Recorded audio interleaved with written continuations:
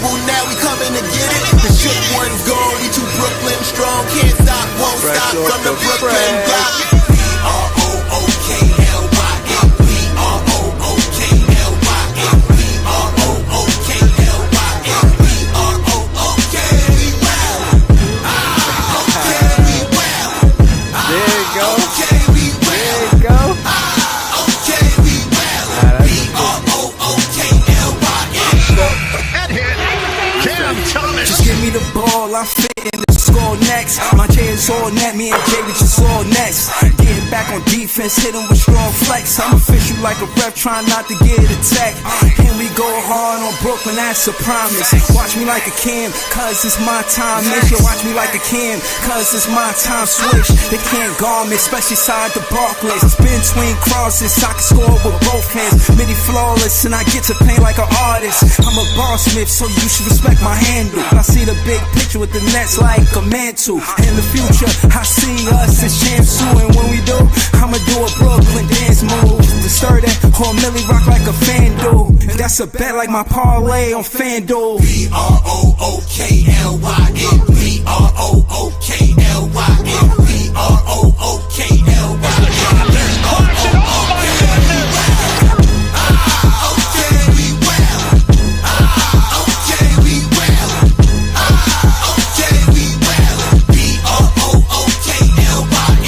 When you establish a culture, that's what you do every day. That creates one thing, that it's your identity. Alright, that's how you are seen by other people. If you work really hard, you get 1% better every day, you're a competitive group. That means that you fight. Oh, what a move by Sharp, counting him a foul. He said 1% better. Get 1% better every day. Jordy Fernandez gonna be up there. Shout out to my guy Ice. You know Ice and Leaf in the chat. Y'all know I'm throwing a link in the chat. Y'all know what's up. Y'all know Nets fans is the best fans. The mixtape coming out. Me and Ice and Jay working on a song. Y'all hear me rapping with Jay on a song.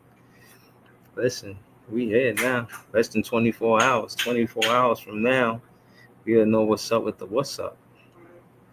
But for now, I gotta say thank you to Iceman, Leaf, Brian, Player One, all of the Nets fans that pulled up and held it down in this player development season on our way to the draft pick. We've been waiting for this day. As you know, it was Mother's Day. You ain't gonna get no content from me on Mother's Day.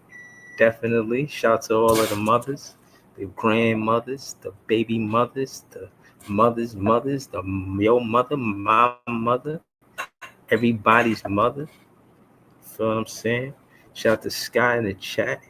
Shout out to Brian. He said, if we get Uber K, say G's 2020. Yo, nah, I ain't gonna lie to you, bro. I want to see how competitive Cam Thomas and whoever we draft going to be next to each other, because everybody keep talking about how it's going to be 2 seasons in a row that we're going to tank. And I just want to say, slow your roll.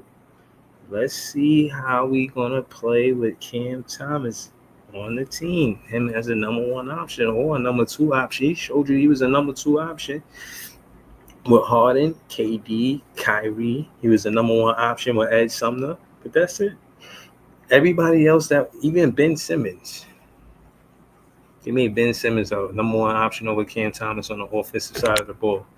If whoever we draft is next to Cam Thomas as teammates this season, I'm telling you, man, they're going to have to, you know what I mean? They're going to be like, yo, this team too good, man. We're going to have to do something.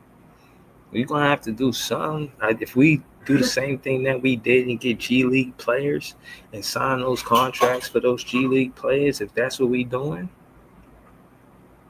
I'm just saying, look for us to be competitive. Like Brian said, 2027, 2028, look for us to be competitive. Very competitive. You know what I'm saying?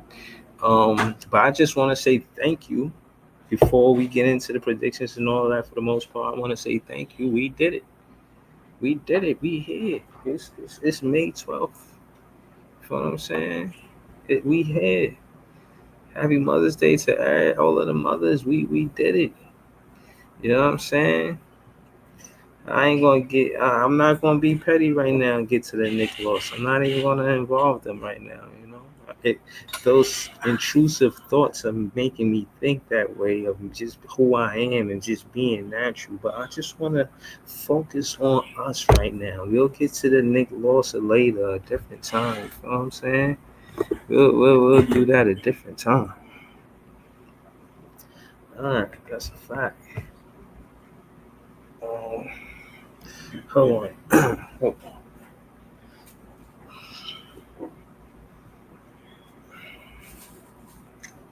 oh, man. Hold on.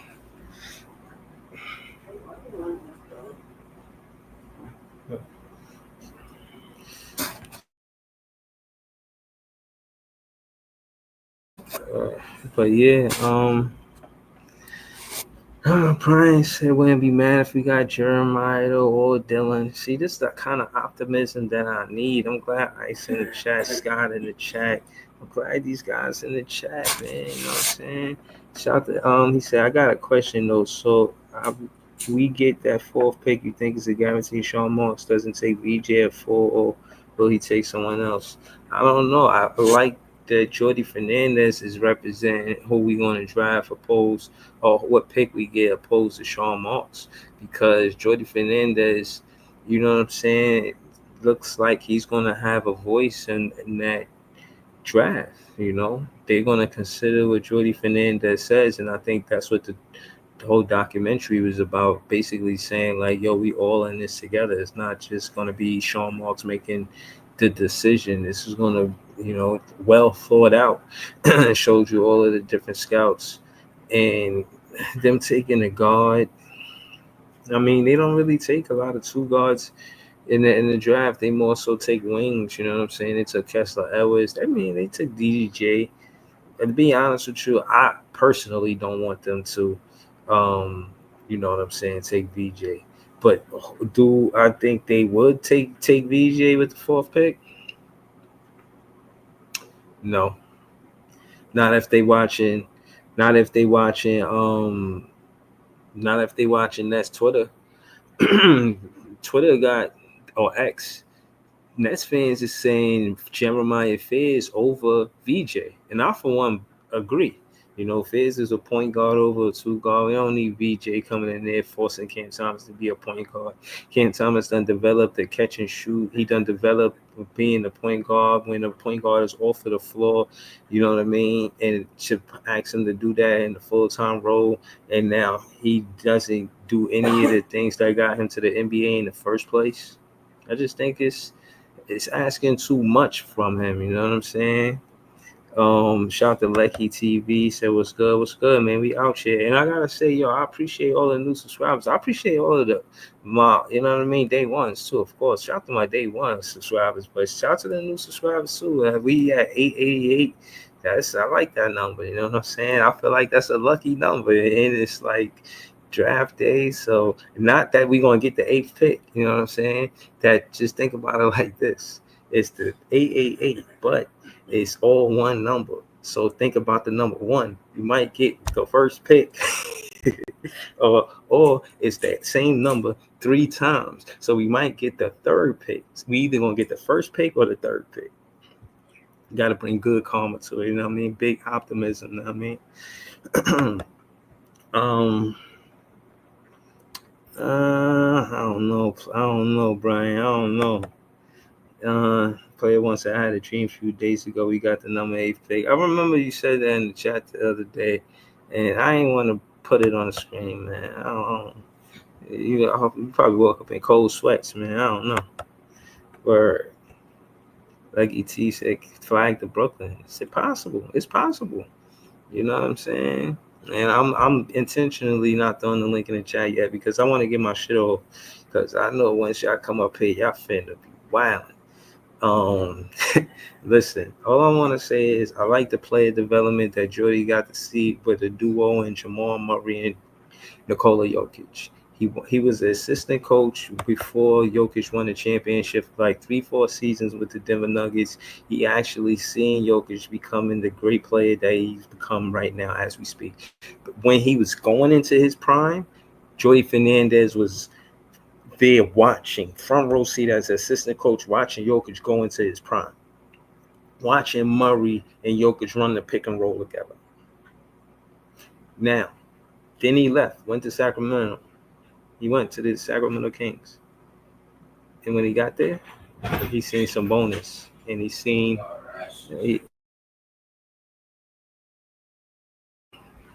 he seen some bonus, and he seen De'Aaron Fox. You know what I'm saying? So listen, man, I'm about to throw the link in the chat because it's a beautiful day right now.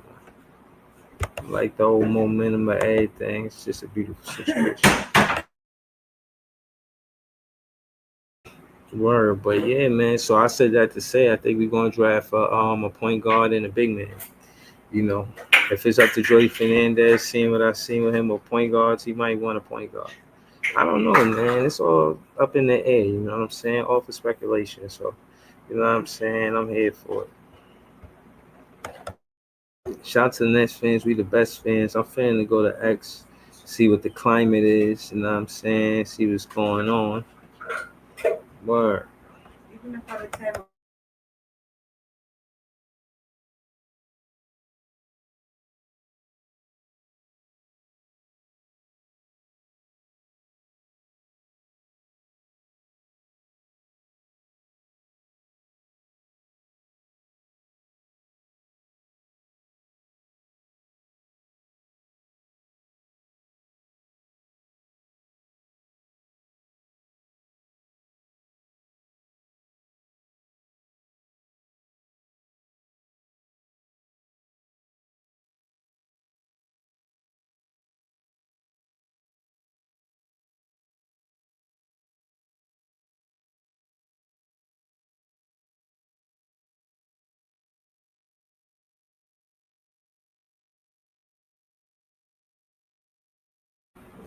Oh shit, the guy's been in on X. I threw the link in the chat. Shout out to Ice. CJ Holmes, Net fan beat writer. He said big night tomorrow. Nets fans final vibe check. We out here, man. We out here. Hold up.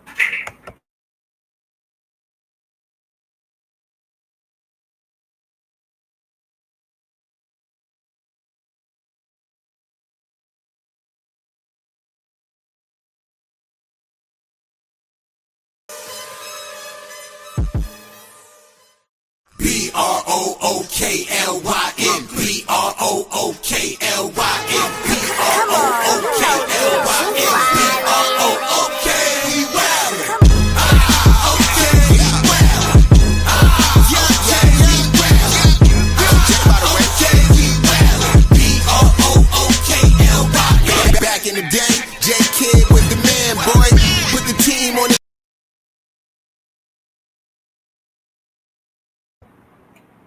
You know, no matter how many Kiwi. Yo, alright, I'm back. Let's see. Carter, wings are vital.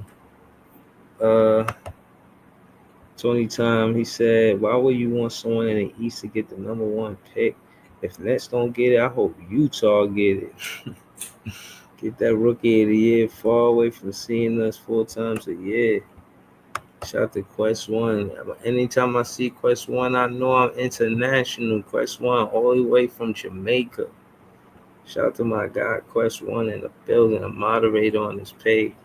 I got some, I ain't gonna lie, I'm gonna make a few more y'all moderators, man. Definitely Tony Time, Brian, the ones that I'll be seeing in the chat on the regular.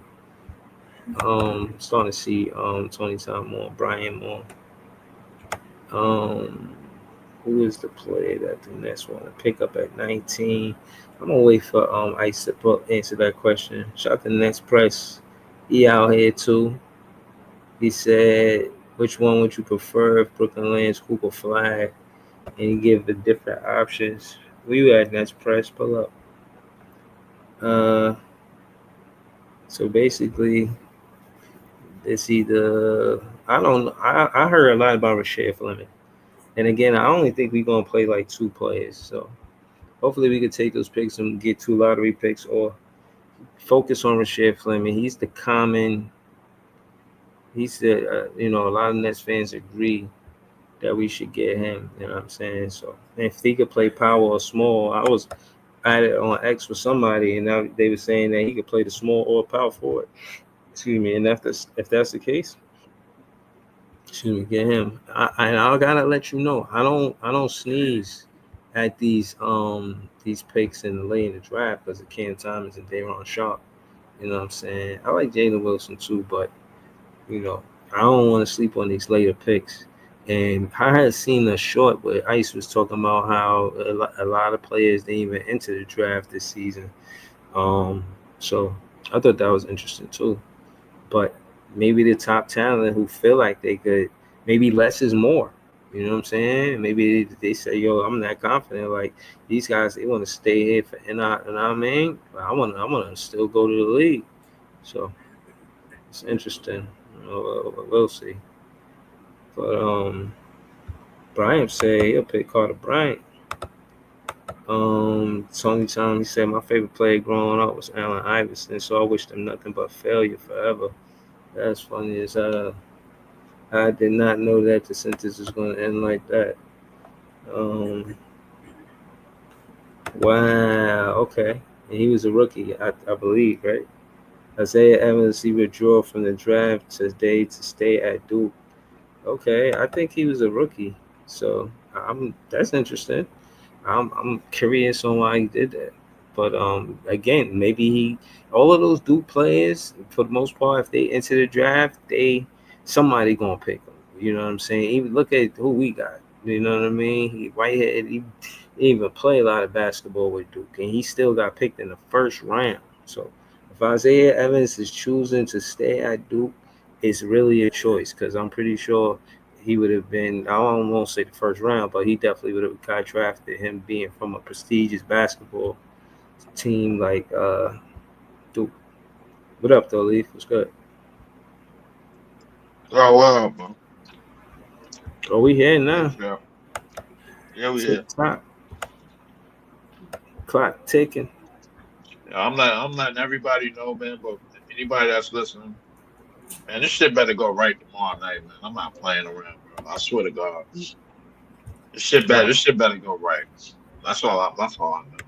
I mean, we made it this far, man. I think the toughest part is the season, the whole thing with even if we had the worst record, you know what I'm saying? I already made my argument about how these teams don't deserve a pick over us.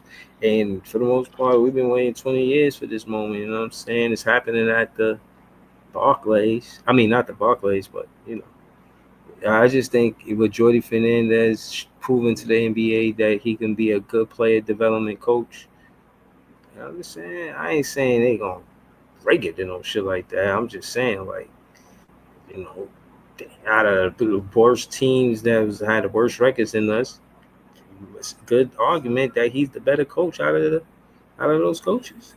You know what I'm saying? So I don't know if those other teams were just doing that. Were they injured for them to have worse record, or were they pulling up players from the G League the same way we were?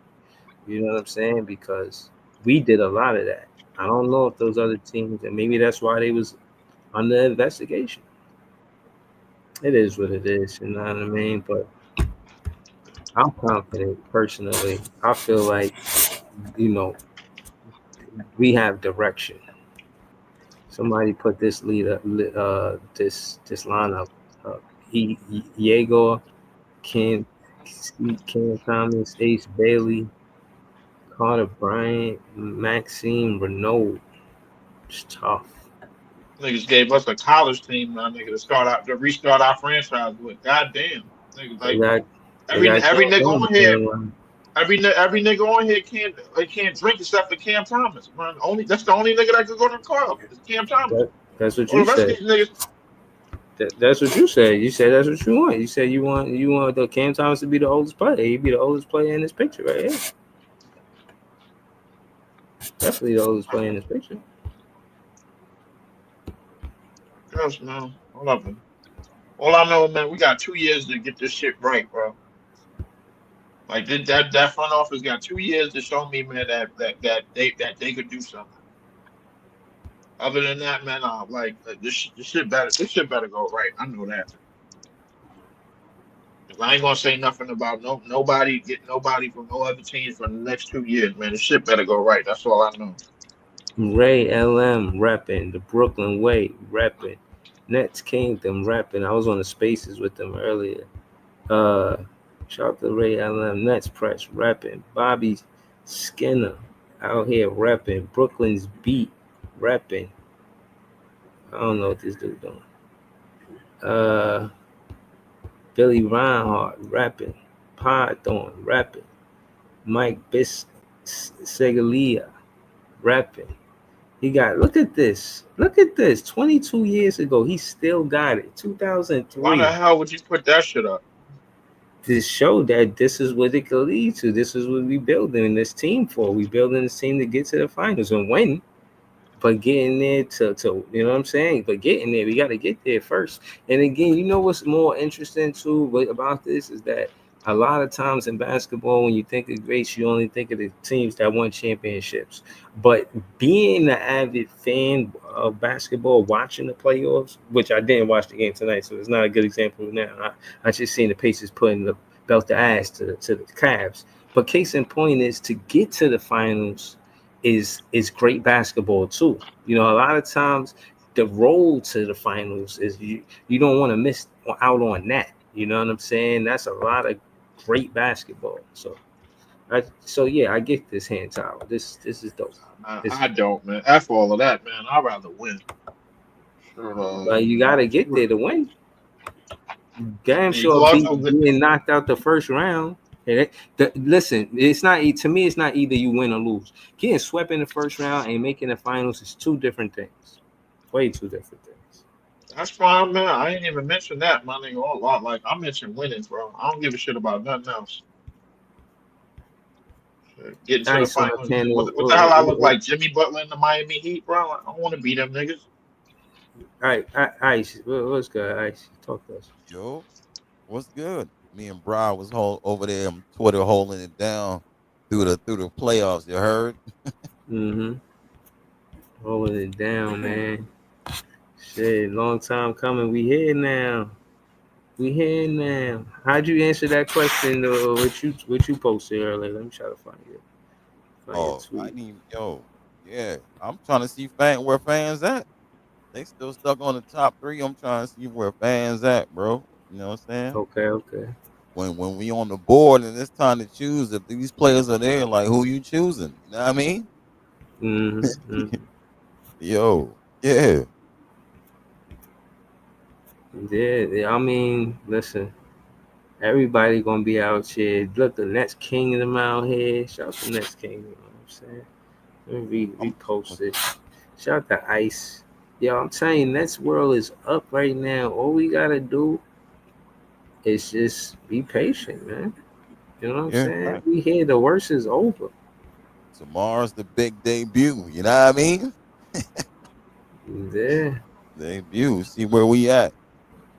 So if it happened the way you want it, what rookies we get in your opinion? What rookies you want? Not what rookies you think we're gonna get, but what rookies you want? Rookies? I want a lot. It depends on where we land at though. You know what I mean? Like, it can go so many ways, but it all depends on who you choose, who you land on first. That dynamic there changes how the draft can go.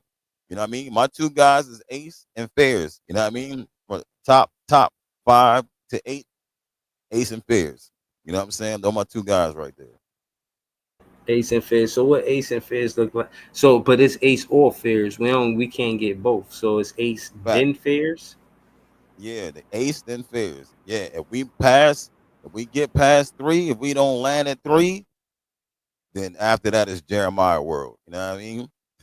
Okay, so why would Ace be? Because my thing is, Ace will be a better pick for the Nets than Fairs. I see everything that Fairs got going on. Not everything, because I ain't watches a lot of his games, but I'll be honest. This is kind of like splitting hairs. I think it's a win both ways. I'm not gonna lie to you. Let me just ask the same question to Scott. Scott, what you want to happen tomorrow? Not what you think will happen, but what you want to happen. I want a point guard and a center. That's what I want. Okay, so when you say a point guard, you talking about Dylan or Fizz? Yeah. Mm. Yeah. But why Dylan or Fizz over Ace? Because I want us to have this conversation too. It's the night. It's a night. You know what I mean? Because we gotta talk. I think a point guard is more more of an impact, and you have a lot of wings in the league. Okay. You have a lot of wings. Okay. There's You a got lot to of listen. wings. You got it. You got a clip. Might be at 1,000 now, or more than. It's either more than 1,000 or shy of 1,000. Just shy of 1,000. Talking about championship building roster. You was like, if this is what it takes for a title. So talk to me about that from your perspective. What does it take in this draft? What do we need to look for in this draft for us to start building that title team? You need chemistry, which is what Jordy is bringing right to the team right now. I'm glad. Okay, so let me ask you. Let me set you up for an alley-oop real quick, because you said a point guard and a big man. Jordy Fernandez, he's seen Murray and Jokic, point guard and a big man. He's seen DeMontis Sabonis and De'Aaron Fox, point guard and a big man. What kind of version, in your opinion, as far as rookies, you think he would be looking at something like that in this draft? You see that? You see a Fox in this draft or a Murray in this draft? Do you see a Sabonis in this draft or Jokic in this draft? Dylan is for as far as the center is concerned, it's hard to say you see a Jokic, but you see some centers that can shoot. So they can stretch the floor and they still. But some who's the some? Who's the some centers? Well, you got Renaud, and you got Wolf. Wait, French or something? These French centers trying to take over. But he's going. I have a feeling he won't go in the top 10 or the top 15. He'll probably be there in the 20s. Is he a Wemby or is he a big Brett? He's more of a Wemby type. Okay. A shooter. He's a shooter. He's a shooting 7-footer. And he got a little handle. He's not bad. I'm not saying that he has a great post game and a great rebounding, because he's then like Wemby, But I like his game. I think it fits in the NBA. It fits. But you need that guard that brings fear. When you have shooters around your guard, you need a guard. You need somebody with handle. You really do. You need that in the NBA. If you don't have that, you ain't getting off of first base. So you're talking Dylan and Fizz and Kalkbrenner. That's what you're looking for more than anything. Right. Okay. Now Kalkbrenner, was he a late first round pick you hoping for? We have 4 picks in the first round, so he could still get some wings. He still can pick up there'll be wings in the middle and later rounds. I think Leaf scoffing at your picks. I don't know. You watch college basketball? You watch college basketball, Scott? Yes, I do. Oh, all right. We have to never mind Leaf right now, because Leaf has a feeling. I feel it. Yo. A double hand, right? A double. He gives out the double. But why you don't like his picks though? Leaf, like, what he say wrong? Like, I thought those were good picks. I mean, it was good. We need to focus on the fact that we're going after another draft, and we're trying to be top 5 with our only pick next year in that said draft. So we need to be thinking about next year's draft and this draft. We got 3 picks next year. We need to be thinking about, and Dylan is going to help me in a few minutes. We need to be thinking about next year's draft, because whatever team we today, tomorrow, next week, this time next year. So hold on. So I'm trying to ask. The pick that we get today should be contingent on the lottery next year. the pick that we get in this draft shouldn't be a pick that's going to help us get more than 17 wins. Because we fucked up this year, bro, like by getting 26, bro, and now we praying. We're out here praying for a break and praying for the damn NBA to give. I'm praying for the damn NBA to just pat us on the back and help us out to get a top 3 pick this year, bro. Like I don't like. I mean, man. Why you listen? I like. Hold on. Let me say this, bro. I like Fizz. I like Queen, bro, but damn all of that. Them niggas are gonna take a while, bro. I want what I want, bro. I'm not. You jacking? You picking up what he putting down? They talking about because you want Bears because he needs time. You want Ace because he needs time, right? In order not to get those wins, you need guys that's not ready. You know what I mean? If you get guys winning.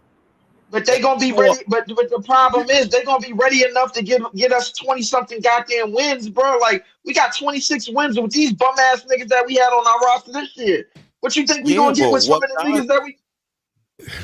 So you're afraid they're gonna be too good for our record? Hold on. Now you gonna really have to tell me what guys are below those guys. They ain't guys that's really like far behind Fears and nothing like that in this draft. You know what I mean? The guys that's below those guys is the niggas on our roster currently. That's the guys that's below those guys. And we won 26 games with them niggas. Let me see how Dylan is supposed to help you. You said Dylan is going to help you right now. I don't know how that's fitting. Dylan, clean this shit up, bro. I'm on mute.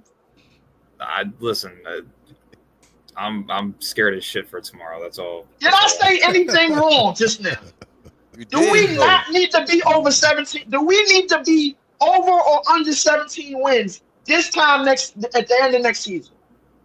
I don't know, because I honestly think the tanking's going to be much harder next year when you see teams like Charlotte, who shouldn't be as bad as they were this year, Philly, who shouldn't be as bad as they were this year, New Orleans. All of the ones that got investigated. They're going to get investigated again. Like, think about it this way, right? Toronto, New Orleans, San Antonio, Philly, and Charlotte should not be as bad as they were this year, right? So that should already put us at an advantage. So wait, only Washington and Utah should be as bad to be in the shitter with us. I mean, if they play Larry Markin in a full season like they should have done this year, then they should even be ahead of us. Like, okay, so they are. Hold on.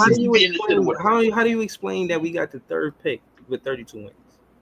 What's up? We got 26 wins. Why I don't understand the panic. When did we get that? Well, last year, the wins this year are simple. You have a. We didn't get that last year. The Rockets got that last year. The reason why they got the 3rd pick is because of our 32 wins.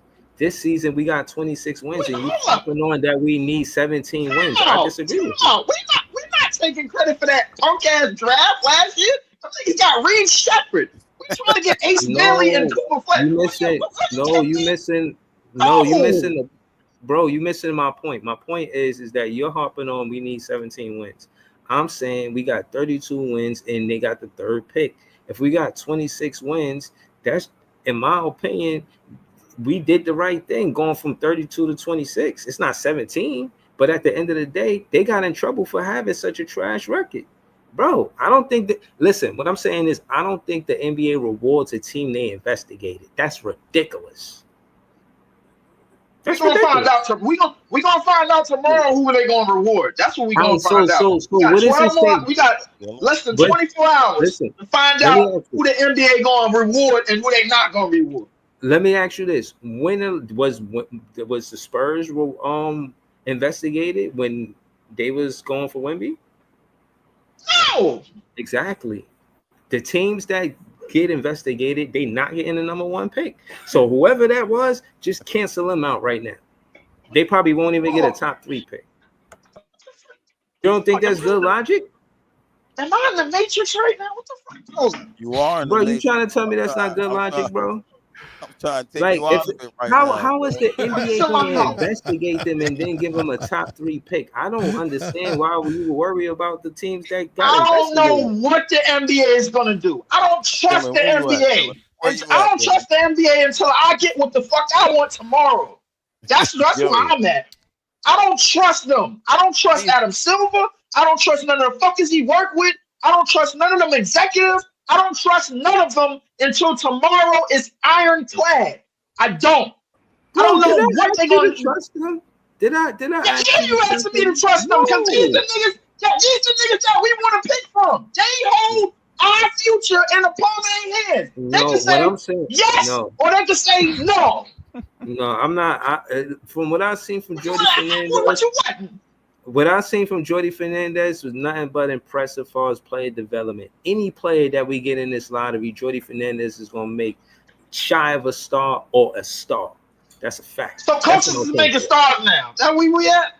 They give him the opportunity. They give him the green light. They give him X's and O's, set up plays for them. They're not like fucking Jock Vaughn telling Cam Thomas to score the ball with 5 seconds left with a grenade in his hand with no pick and roll from nobody.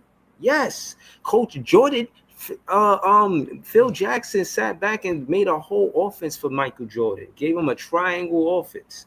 The dude, Coach Pop, made sure that Duncan was the center of the offense, being away from the paint, hitting middies, knocking down 17-footers off of their glass. Coaches do surround the offense around a player to give them the opportunity to run the offense through them, and they become stars or they don't become stars. But at least the coach has X's and O's for them to be successful, the same way Jordy Fernandez had Cam Johnson coming off of 2-3 screens before he got the ball on a curl and hitting a 3 at the 3-point line, bro. Like, this is real stuff that was happening. I don't see how you missed that. You know what I'm saying? I don't see how you missed it. Just to let you know, bro, the Chicago Bulls was in the Eastern Conference Finals long before Phil Jackson got there. Jordan was Jordan long before Phil Jackson got there. That triangle offense that everybody so proud of, that shit was invented by Tex Winners. If you don't know his name, look him up. That's who invented that shit, not Phil Jackson. Phil Jackson was there. My Phil point Jackson is, made it bro, work. That's my point. Jordan made it work. Jordan didn't Phil want to Jackson made it work. Jordan made it work. Do you know This that shit don't work without no damn Jordan. Yeah, So you telling me the Bulls is winning championships without Jordan? They work with Kobe Bryant and Shaq. Yeah, Kobe and Shaq, great players. Great players. Great players make the shit work. Not coaches. We're gonna be live. We're gonna be live for the lottery. We live for the lottery. You heard? Yo, Yeah, we shout live out for the to lottery, bro. Yeah. Oh yeah, it's lit, bro. It's lit. You gotta know. So we're all all gonna of be us live gonna for be the live. live. I'm gonna be That's on. crazy. I'm gonna be on Nest Press. You on live too? Yeah, we're gonna be live at around 6:30, 6:35 Osmosis, it tomorrow. did We're gonna not be work live without until Jordan about because 8. it didn't end up with a championship. Oh, Einstein. so Scott, you going live too? Yeah, I'm going live. Scott going Leaf, you going live too? I might as well, man. Fuck, I ain't got shit else to do. Ice definitely going live. He got TikTok lit right there. You going live on TikTok? Definitely going live on TikTok. Yo, I'm like you, Breezy. I just had like the last 2 weeks, I done had like 300 subscribers on TikTok. You heard? Tune in. Wow. Tune in. Yo, listen, I shout joined out to TikTok Netspress. and I Netspress joined have you. you on IG. Tell me your IG, Netspress. Yeah, yo, feel free to follow me there at Netspress. We got about 20,500 followers over there, still growing. So feel free to follow me over there. That's where I post all my content. Netspress, right? Yes, sir. Yeah. Okay. He put in heavy work. I be having his Yeah, stuff on my seriously. I joined TikTok because I wasn't part of TikTok. Ice. Yeah, come join me. It be lit some days. Breezy be over there. Jay be over there. I can't even get on a panel on his show sometime, bro. Like, I just be in the chat, you know what I'm saying? You know, I share, but you know, I be looking for that box to put the ad. That shit don't be there. I'll be like, I'm gonna just stay right here in the chat. Busy over there. Shout to Aircraft Carrier. He says salute. Breezy, shout to you, man. Salute, Aircraft Carrier. You know what I'm saying? Word. But yeah, man, shout out to the whole chat. I see you, a kid named Jay. Shout out to all the Nets fans. We the best fans. We've been rocking for a long time, man. It's a lot of lives, a lot of back and forth, a lot of debating, this and that. And again, I always tell y'all where I stand at. I feel like whoever we draft, that duo with him and Cam Thomas, I want to see it. Before we say we're going to do this in 2026, 2027, yada, yada, yada, whoop-de-whoop, I want to see what's going to happen with Cam Thomas and whoever we draft. I want to know how good this team is going to be.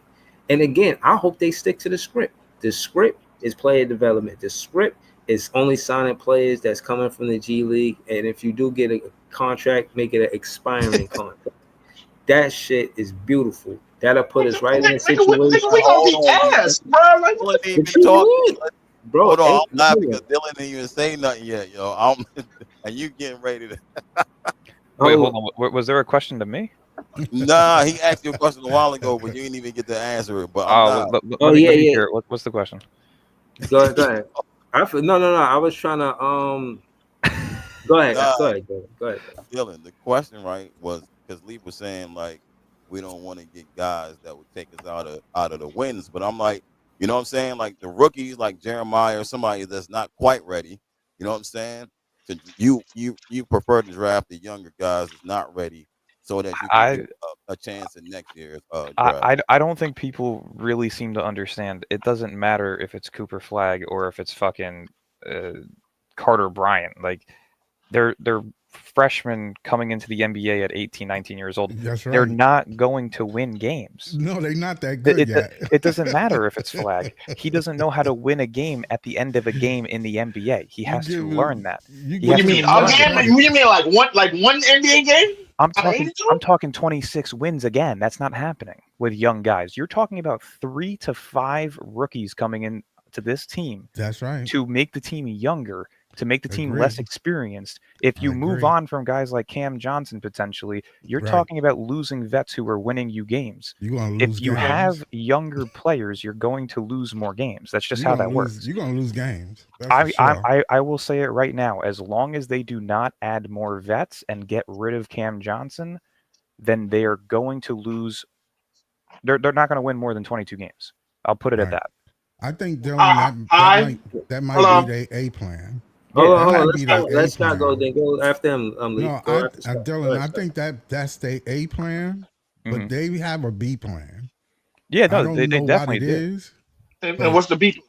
It could be in free agency or something like that, but still, I'm quite sure they want to make they want to get younger. They want that younger, movement, because that'll work.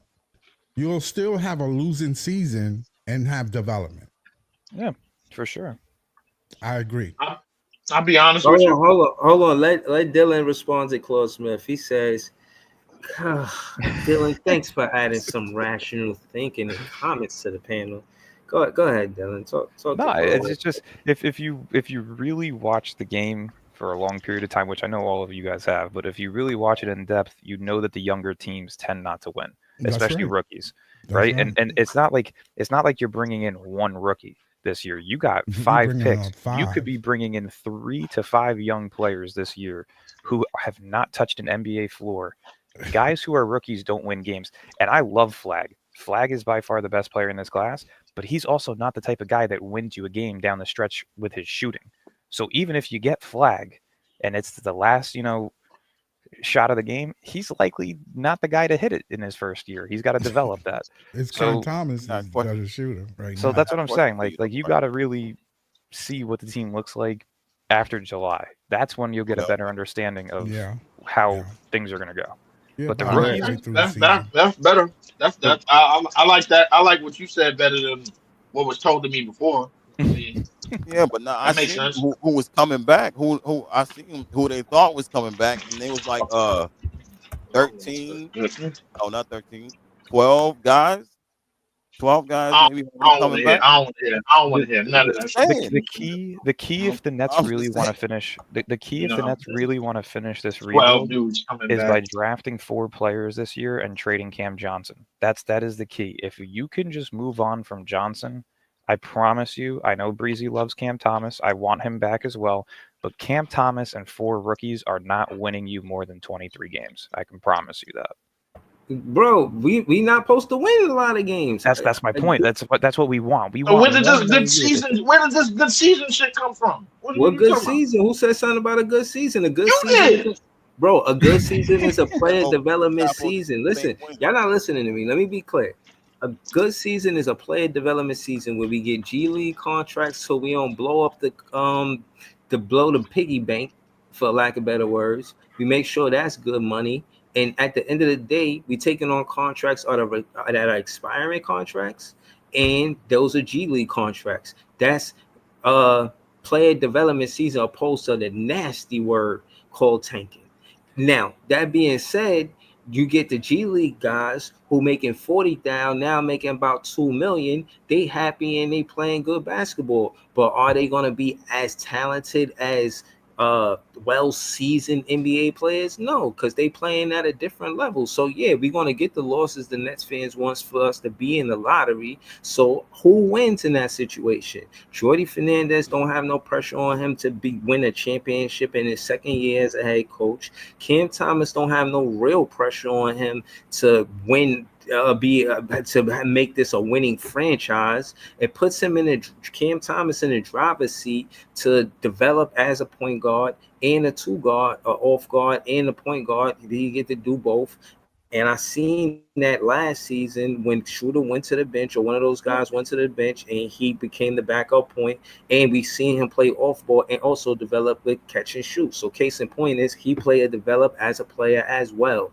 And also other players developed from the G League as well. Now, it only led to 26 wins, which as a Nets fan will lead us right back into the lottery. And I'm not jacking all of this thing about being nervous about odds when we had 32 wins and we got the third pick. Granted, it didn't go to us, but the point is that's the equation of the math. 32 wins, third pick. So why would I be up in arms about having 26 wins? The reason being is because 5 other teams tanked this year, and teams is tanking next year for the niggas that we want on our goddamn team. Breeze, pay attention. What you mean? Who we want on our team? Who? Do we not want AJ DeBronson? Do we not want Cam Boozer if we gonna suck?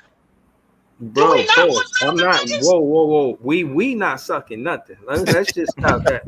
Let's just stop that right now. Time out. There's a million other ways you could have said that. You didn't have to take it there. You know what I mean? You could have said playing back. You could have said, you know what I mean? Just, I don't know. We trash. You could have said, please focus. Goddamn, bro. Shit. If we gonna be in the shitter for another season, do we not want the niggas that's gonna be top 3 next year?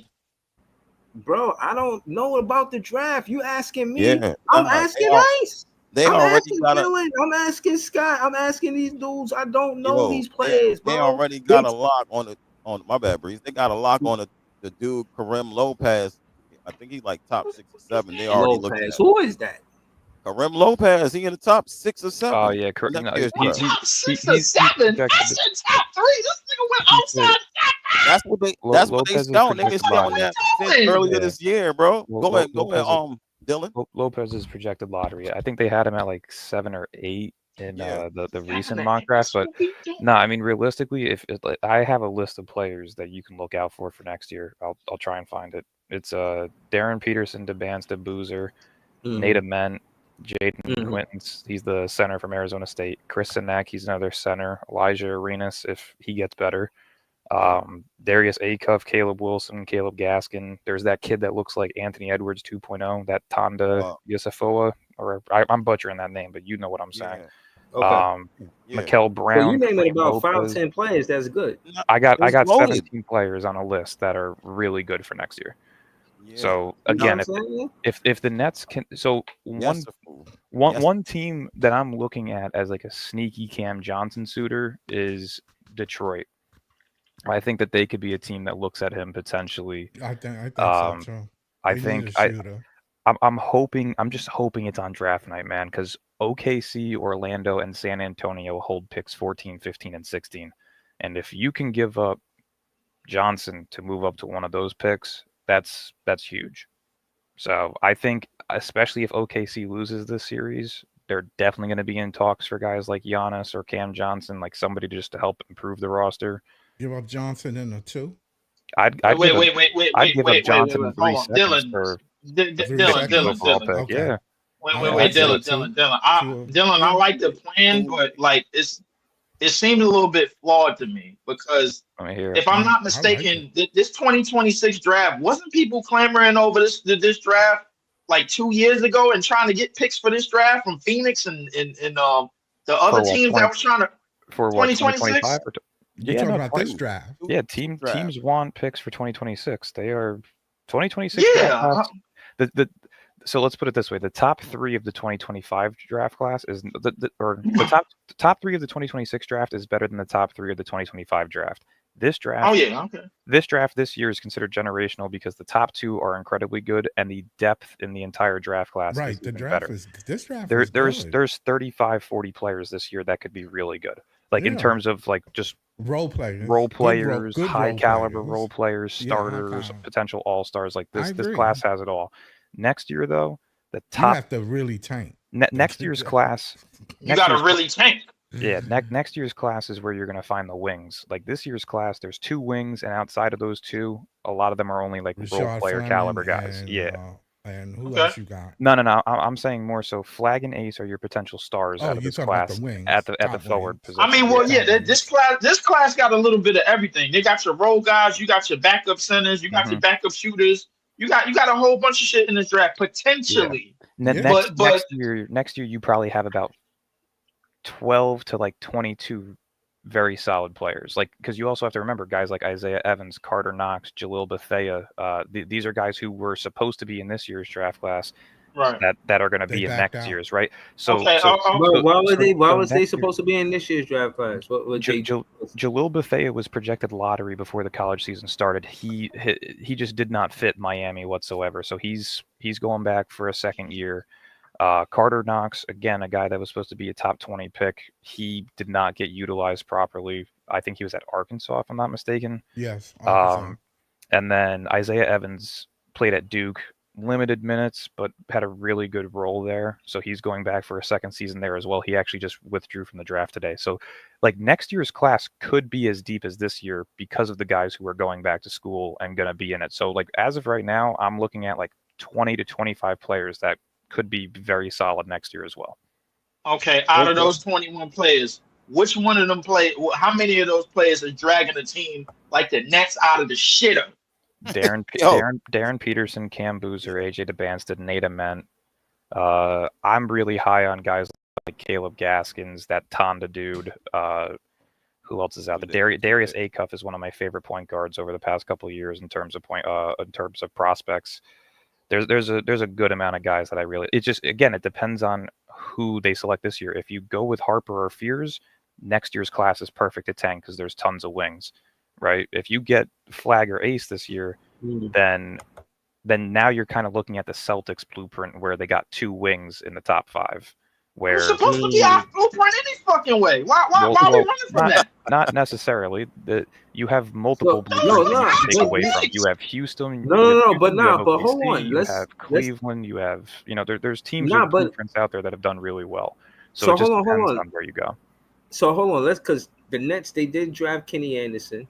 And we did get to the finals with Kidd. So there's a lot of stock in this franchise for the point guard. And for us to get a point guard over the wing, that's the question. Do they choose if both of them on the clock? Let's just put it this way. Let's choose an Ace over Dylan or Dylan over Ace. It's Dylan without a doubt. There's not a question. It is solidified. Flag is 1, Harper is 2. The draft starts after that. Like that's where you kind of debate whether it's Edgecombe or it's Ace. Dylan, I'm holding on to the shit that you told me about. Well, it depends on the team, Breeze, because there's teams out there that do not need an ace. Like if the Hornets get the 3rd pick, they have Brandon Miller, who is a slightly smaller version of Ace, right? Maybe not as high upside, but very, very similar in terms of like Toronto. Toronto doesn't need a wing. They have Brandon Ingram, they have Scotty Barnes, they have RJ Barrett. They more so need that 2 guard or a center, right? So they're more so looking at Malawak, Queen, VJ Edgecombe, Con Kneppel. I ain't gonna lie, them niggas gonna be loaded. Fucking Toronto, god damn. They're gonna be really good, dude. Like wasn't they investigated? No. New Orleans is another. New Orleans is another team that may not want to look at Ace over Edgecombe because they have Trey Murphy, Herb Jones. They still have Zion. And they just got, but they did just get rid of Ingram. Ingram. So I'm guessing that they probably want to have somebody next up to take over when Trey Murphy leaves. I was going to say, as of right now, Trey Murphy and Herb is your 3 and your 4. So to me, if I'm New Orleans, I'm looking at the 2 and the 5 because the center position there was what killed them this year with the kid they drafted. Because they got Messi, bro. I don't know what he's a backup at best. To me, again, New Orleans is the type of team that's looking at Maloak, Queen, Kneppel, VJ. Like those are there's not many teams that you don't think they're looking at Fizz? No, because they still have DeJounte when he comes back from the Achilles. They still have Jose Alvarado. Like they still have CJ McCollum as of right now. They really, to me, CJ is a free agent next year. Next year?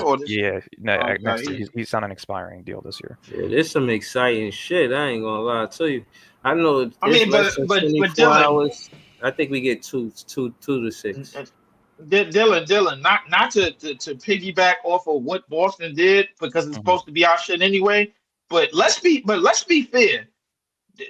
Tatum and Brown have been on number 1 and number 2 on a top 5 team for years in this league, bro. The Celtics have been in the conference finals after conference finals, bro, for years. What was it? 2017, they was in the conference finals.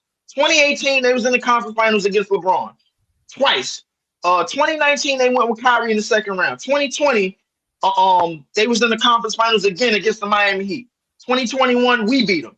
2022, they went to the finals. 2023, they was in the conference finals. Last year, they won a championship. I'm like, yo, you was the one that's telling me you win with wings and bigs in this league and you get your guard. I'm of the assumption that you get your fucking guard last. Like, am I saying something wrong there? No, I'm not saying you're saying something wrong. I'm saying this franchise, they invest in point guards, and it shows with Kenny Anderson. It shows not even just Kenny Anderson. Mookie Blaylock before that. They got Mookie Blaylock. He was a guard. They got Kenny Anderson. You see, their biggest players more times than not is a guard. Whether it be Marbury, Kid, they usually the best player on the team. I think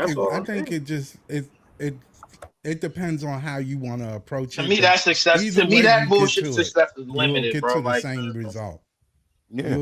How many niggas is out here winning with guards, bro? Outside of Steph. Come on, man. Hold on. So how far did Jokic go in the playoffs without Murray? How you think Pacers are winning?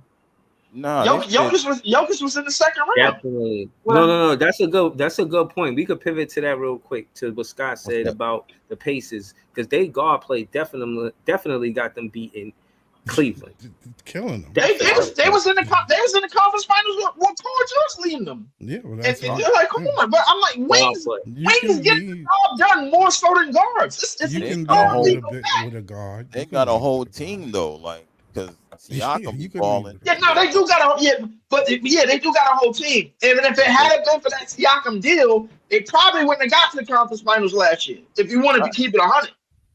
So I mean, listen, more times than not, wings is gonna get you wings is gonna get you across the finish line before guards do, bro. Like, so you saying you picking Ace over Dylan?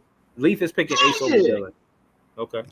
Dylan picking Leaf over. Dylan picking Dylan over. I don't even think it's questionable. I don't think it's questionable. Harper has the probably outside of Flag. Harper has the highest floor, meaning that he is pretty much a solidified star in this league, bearing any injuries. He is Cade Cunningham 2.0. There's nobody that's ever had a more comparable. He said his favorite player, Cade Cunningham. He did say that. Bro, like, hey, Dylan. Hold on, Lee. Because I got a question real quick. Is it the floor or is it the ceiling? Because if you're looking for potential stars, you're not really looking for the floor. You're looking for the ceiling, aren't you? Okay, so that really depends, though, right? Because when you're looking at floor and ceiling, that's kind of what.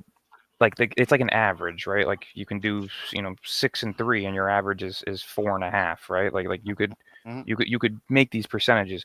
The floor of Dylan Harper is higher than the floor of Ace. The ceiling of both of them, I think, is very similar, with Ace having the higher upside because of how low his floor is, if that makes sense.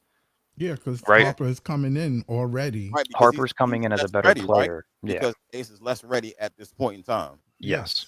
Harper. So here's the thing again, though, Leaf, right? Because like I said, the 2 wings this year, if you don't land them, you need to go point guard, which is Harper or Fears. If you have the option between Harper and Ace, you need to look at next year. And next year, DeBansta, Boozer, Peterson, there's more wings. They're all better than Ace this year.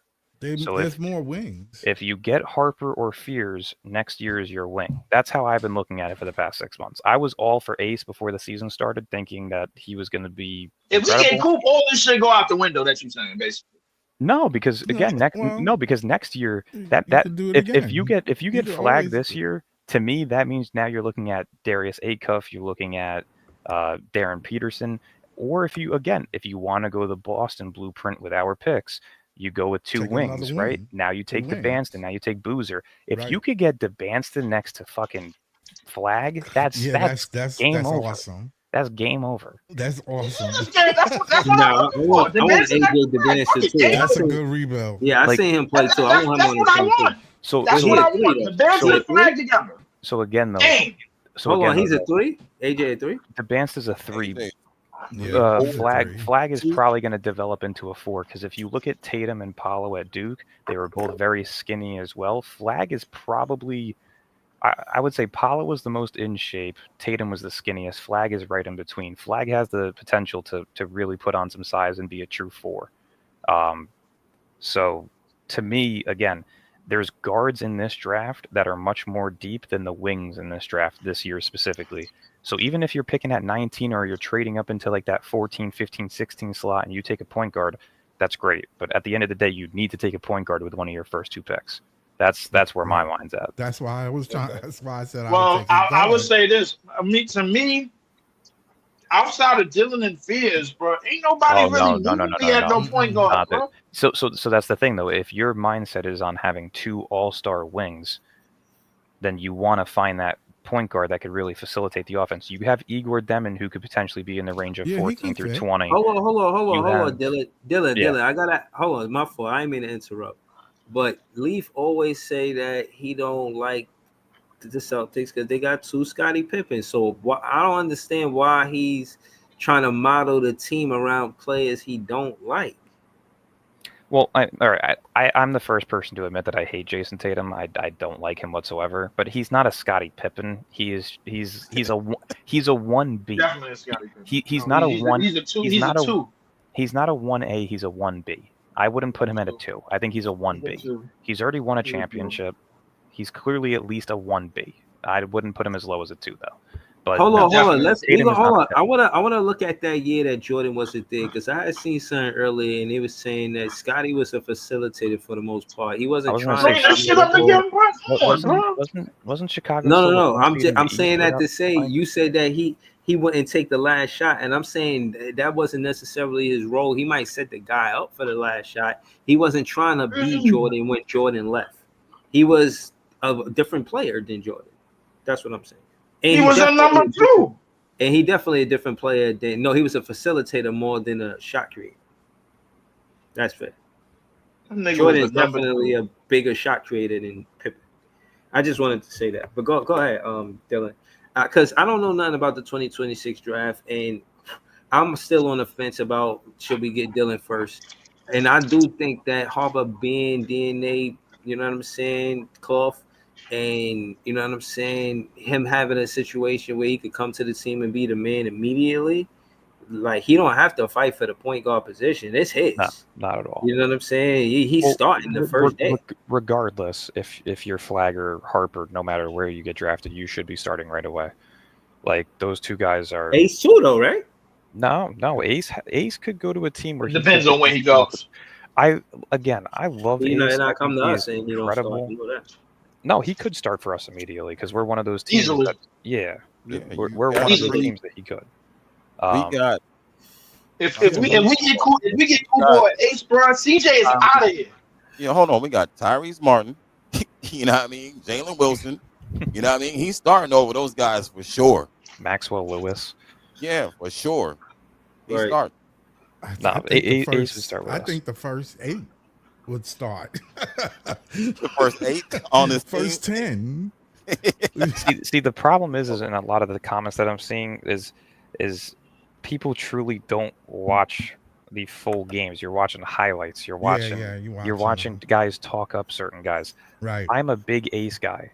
I love Ace. I think he's going to be great, but he is not NBA ready just yet. Yeah, there's certain and that's not saying that he's not like No, that's not saying that's not like saying he shouldn't be playing on the floor at any point in his rookie season. That's just saying you can't give him the keys immediately. No.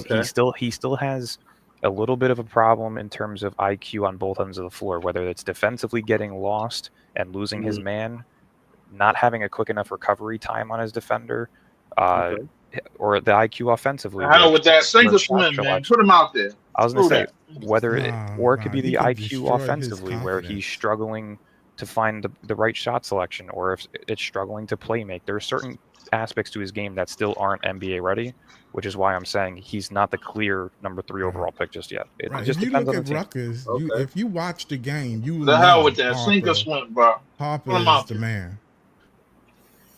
You can tell. I gotta ask Aircraft, what NBA executives are you talking to? I mean, listen, I do this for fun on my free time. I sit here studying hours and hours worth of things. I talk to people. I go out of my way to do the research. You don't want to believe me? You don't want to believe me? That's cool. But I'm just saying, don't be surprised if a team selects VJ Edgecombe over Ace, depending on the team. There's a possibility of that. Yeah, there's a possibility. Yo, listen. All I will say is that I don't want VJ. You know what I'm saying? I just want to get that out. I don't want VJ. Get out there. We get VJ. This shit is a fucking failure. But all of the talk that I heard for the most part, when it did start to build up, I started hearing more about Fizz. Like, hold up, Fizz just kept coming up in the draft, and how good he was going to be, and how good what he was before the season started, and what he was in the middle of the season. And I gotta say, if I had draft and VJ on the board, Fizz and VJ on the board, I'm going Fizz. I'm picking Fizz over VJ. You know what I'm saying? So that being said, Kim Thomas spot safe. But no, I'm just kidding. I just said that I just said that to strike a chord. But nigga, you better pray. Shout to PT. You better pray. Hold on. Shout to PT. Shout to Gary. Shout to Dylan. Shout to Scott. Shout to Ice. Shout to Leaf. Oh, what up, Pod? Nets fans United, man. We out here, man. Shout to all of the Net fan content creators. Shout to Nets Kingdom. You know what I'm saying? Shout to all y'all, man. I don't want to be long-winded. I know PT wanted to rebuttal some of the stuff Dylan just said. We're gonna get straight to it, then we're gonna go around the panel. Go ahead, PT. Yo, first of all, in my job that they pay me a lot of money for, I analyze data. I am a data-driven product manager. I went from software engineering, where I would follow the play, to now where I write the play. Okay? I watched his credentials. I watched every single Rutgers game this year. I just sat. I didn't even know I was sitting with net scouts until the goddamn fucking video came out and they were showing all the net scouts at these high school games. First of all, it is true that there's plenty of wings in next year's draft. There's more wings in next year's draft. Like, I saw a Nate Met play in real life. He's different. You're not that tall and coordinated at the same time. Like, he should be playing center, but you can't play him at center because, one, he's really thin, and two, he's so skilled. He's skilled like a guard skilled. In real life, you watch this like, what the fuck? And players like him, teams will draft 3 times in a row because the opportunity in their mind is, I'm getting, if everything works out, if in my building I build this player, he could be KD plus T-Mac. That's why Ace is not going below 3. Cooper is how you keep your job. Dillon is how you keep your job. They're for sure things. They have high floors. But the thing that makes you make the pick, like that's why it happens all the time. The second pick, the third pick. I gotta cut you off though for 1 second because I think you're misinterpreting what I said. I'm not saying Ace is falling past 3 if the Nets are there. I'm saying that Ace could fall past 3 depending on the team that's there. Team. I'm saying any team. I could promise you right now the Toronto Raptors are not selecting him if they're at 3. Listen, they have Brandon Ingram, they have RJ, they have Scott. I spoke to a scout. That told me specifically that Maluach was discovered was by Masai Ujiri. Maluach was recommended, got on the, you know, unless he if they're knew trading about back, them. they're not taking him at 3. He knew, they've known about him since Basketball Without Borders. However, if it was to happen, that's why they didn't care about tanking, because they could get VJ Edgecombe, that's a big win. They could get Maluach, that's a big win. And they're statistically, they have a high probability of getting those secondary third players in this draft. They have the flexibility to get it. But if they get to the third pick, they're not picking VJ over. It doesn't matter. Like, think about this. If you had a chance to roll the dice and you have a 30% chance to get a kid who could develop into KD, you're taking that kid unless the people above him is Jordan and Kobe. You're picking the KD, the potential KD player, and you're just taking your chances. You even hearing it from the Nets, like the things that I heard in the Nets documentary about the players, I've said in this vlog before.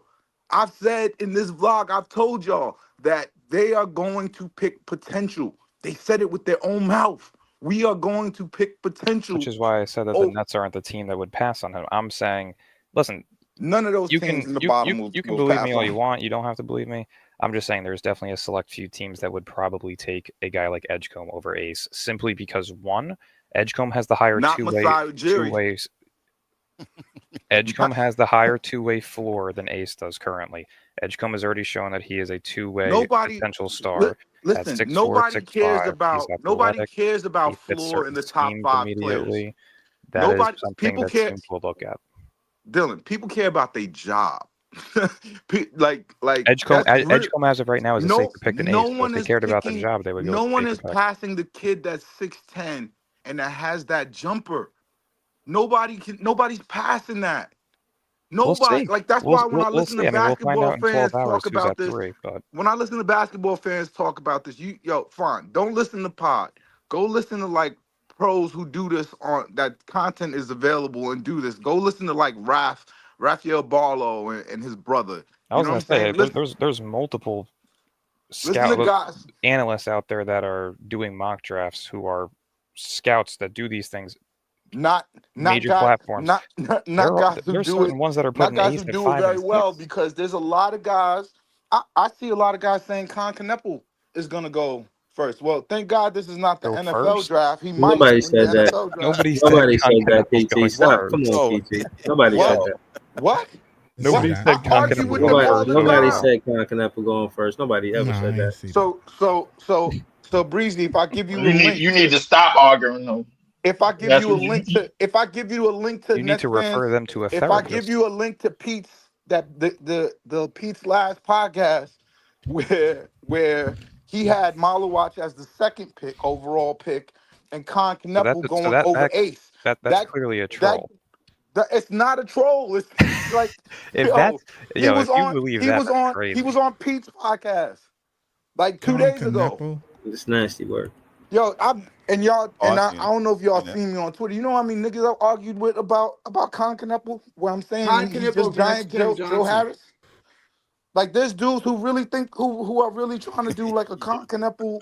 How do we get on Con Kneppel though? Nah, this shit is crazy. Okay, Con Kneppel is a roll shooter, bro. At best, bro. Like, let's stop this. I'm the one that told y'all that last August. So I know that. But I get in arguments on Twitter all the time about dudes telling me that Con Kneppel is better than Ace Bailey. I hear that shit all the fucking time. If somebody's telling you that, they're clearly mentally. You got to disassociate. You got to disassociate yourself with anybody that says that, bro. No, I'm just telling you that all that amongst the fans, see.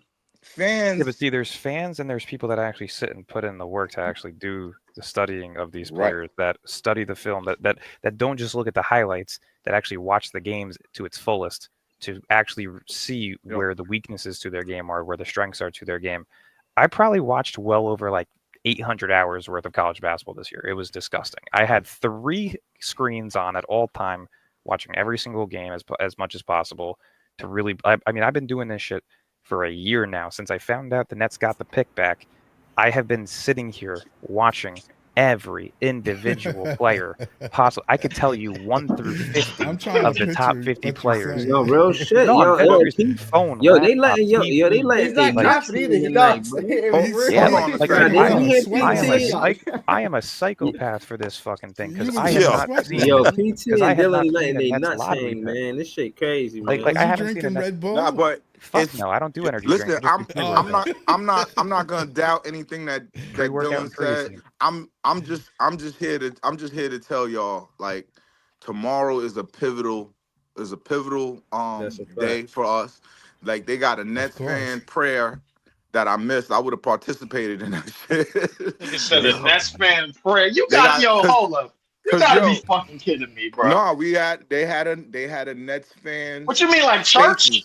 Like a spaces where the Nets fans got together with Net Kingdom and them and prayed. That goddamn right. Wait, hold on, wait. Time out. Let me get over here. Go look on my time. You mean like church? Like a church prayer in the morning? I mean like my moms do that shit, in bro. The spaces. Yeah, that's what I'm talking. Yeah, like church in the spaces. Nigga, I got candles lit to the gods. What the fuck? Bro, listen. I ain't got no camel. I got a tank full of gas in my Honda, bro, and I'm right by Barclays. We better get what the fuck we owe tomorrow, bro. I'm not playing. I'm not bullshitting, bro. I'm not with no prayer shit. Y'all can have that. Everything helps. I'll take everything. My cousin who's a doctor says it to me all the time. That she don't know how it works. She's a woman of science, but prayer works. Prayer makes people get better. I don't know if they make ping pong, whatever's give you the right numbers, but I don't know. But tomorrow is so pivotal in the next future. We get a top 3 pick, man. I don't need y'all causing pandemonium. I don't need y'all causing chaos. I don't need y'all causing. I've been trying to explain to y'all all season is the probabilities are not high. Hold on. I don't need y'all causing pandemonium and chaos among other Nets fans. We in wee hours of the night. You know, happy Mother's Day to where it applies. And again, I feel like we made it this far. There's no reason to panic. If Sean Marks was going up there, I would panic. But Jordy Fernandez is going to Chicago, the Windy City. That's a fact. So I don't know how they fucked that up too. Mr. Whammy was supposed to do it. If Mr. Whammy, I don't have no confidence. Mr. Whammy. He said Mr. Whammy. Maybe they asked Mr. Whammy.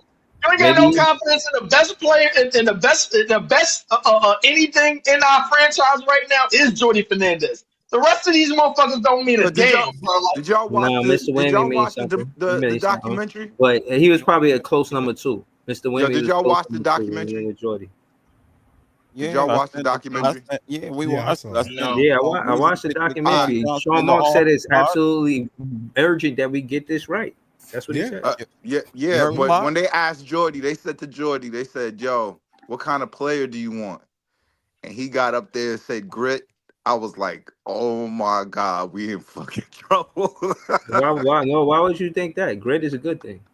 No, it's not. It's not a real Yes, thing. it is. No, it's not. It's not a real thing, Breeze. I get Pod's point. Damn right? sure Like, ain't. It's a selling point. I get Damn this in sure boxing ain't. all the time. They say, "Oh, he's a tough kid. Oh, he's a real tough kid. Good, great. Tough kids don't win fights. They just lose them really well, right?" Like I get what Pod's saying. So what was he? What was he supposed to say? What was he supposed to say? Like he could have said, You're supposed to say the best player available. That's what you're supposed to play. I want a walking bucket. Yeah, I want a 5'2" player. Yeah, I want to lead. I want a winner, nigga. That's what I want. You coached the team for a whole year. You know what the tactical and strategic misgivings of the team. Just say grit. You don't even have to say you don't Grit even is a you know you good can word, say man. I want a team No, with it ain't. and athleticism that plays defense on this level, and on offense we play like this. Like that's what I was waiting for him to say. He was like, I want someone who characterizes being a net, someone who has grit and is tough and is working. Like that sounds like a G leaguer to me. That don't.